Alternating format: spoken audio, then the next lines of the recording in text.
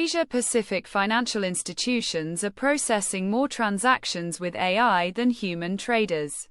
In 2026, machine learning algorithms now execute over 73% of all equity trades across Singapore, Hong Kong, and Tokyo exchanges. That's not automation of the back office anymore. That's the core engine of capital markets running on neural networks. And if your institution isn't architecting for that reality, you're already behind. Here's what keeps CFOs and COOs up at night. Your competitors in the region aren't just adopting AI tools. They're rebuilding their entire operating model around algorithmic decision-making. A regional bank in Sydney just reduced loan approval time from 14 days to 47 minutes using generative AI for document processing and risk assessment. Their cost per application dropped 68%. Meanwhile, your institution is still managing compliance workflows the way you did in 2023. The margin compression is real. The talent drain is real. Regulators are tightening standards faster than you can train teams, and every quarter you delay, you're funding someone else's competitive advantage. This isn't a tech talk. This is a survival map. In the next 8 minutes, we're walking through 3 specific ways AI is restructuring financial services across Asia Pacific. You'll see exactly how the leaders are deploying machine learning to reshape client relationships, strengthen risk architecture, and unlock entirely new revenue streams. More importantly, you'll get a clear application framework for where to start in your own institution without building from scratch.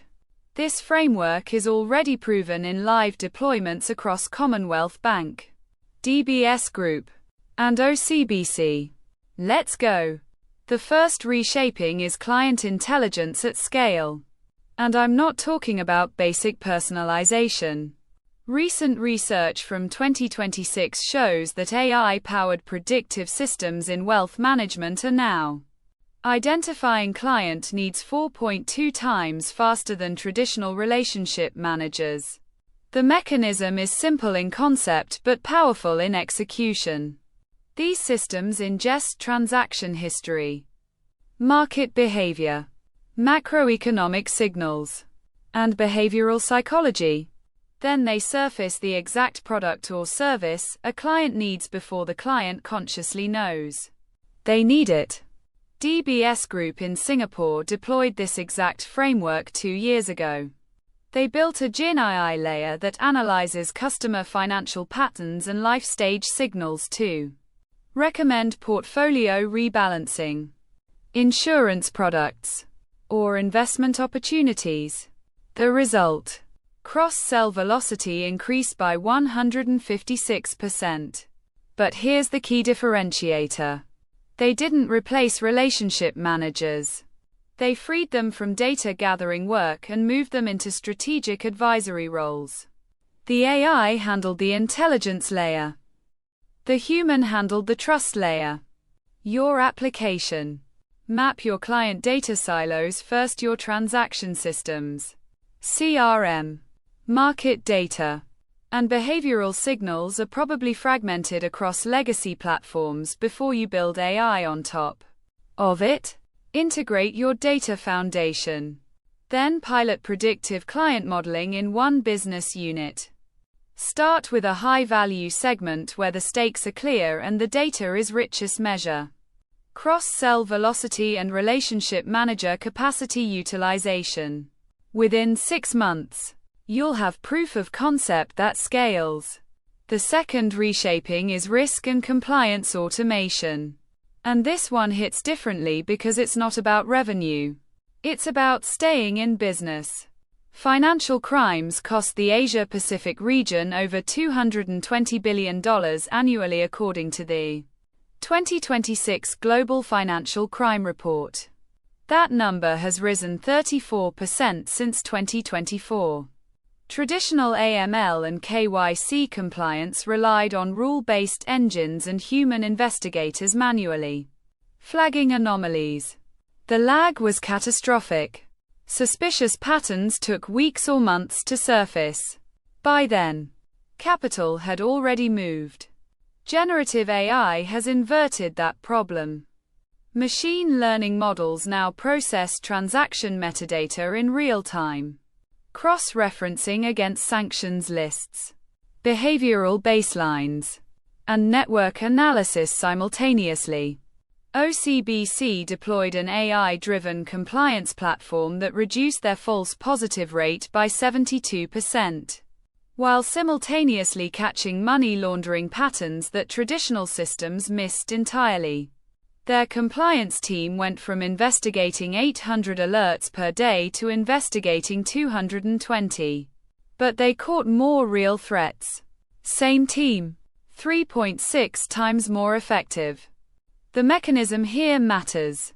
The AI isn't making final decisions about whether to block transactions or escalate cases.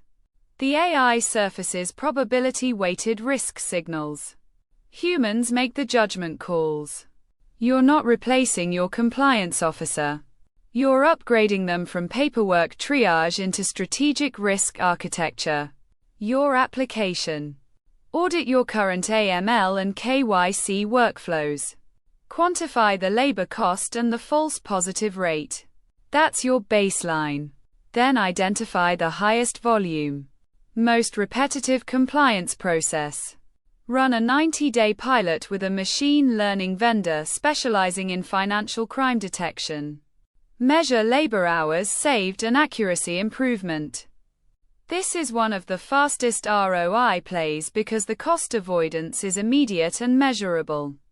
The third reshaping is operational resilience and catastrophic scenario modeling. Volatility in Asia-Pacific markets is structural.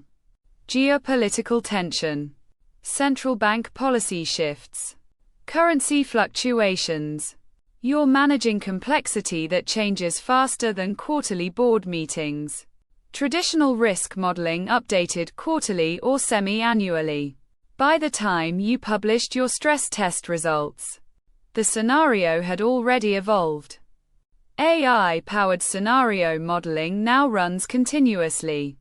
Commonwealth Bank Australia built a neural network that ingests real-time market data, geopolitical sentiment signals from news feeds and social platforms, and macroeconomic indicators. It generates updated stress test scenarios every 48 hours. Not quarterly. Every 2 days. Their risk team went from reactive to predictive. When regional tensions escalated in early 2026, their AI had already flagged portfolio exposure and capital allocation risks 3 weeks before the market repriced. They adjusted positioning in advance. Their peers absorbed the shock. But here's what matters most for your board. This isn't just risk mitigation. It's competitive intelligence disguised as compliance. When you see disruption coming before it hits the market, you have time to position clients, adjust product strategy, and move capital. You're not just protecting the institution. You're creating asymmetric advantage. Your application. Start with your existing risk infrastructure. You already have stress test models, capital allocation frameworks, and scenario planning processes. Don't rebuild from zero. Identify where human judgment lags behind data velocity. Usually, it's in the frequency of updates and the incorporation of soft signals like geopolitical sentiment. Partner with a machine learning team to layer continuous scenario modeling on top of your existing framework. Pilot with a single portfolio or business line. First measure decision quality and speed. Then scale. When this transition lands fully in your institution, everything shifts. Your client advisors aren't chasing data anymore. They're having strategy conversations. Your compliance team isn't suffocating in false positives. They're hunting real threats. Your risk framework is breathing with the market, not gasping behind it. Your technologists aren't maintaining legacy systems, they're architecting competitive intelligence layers.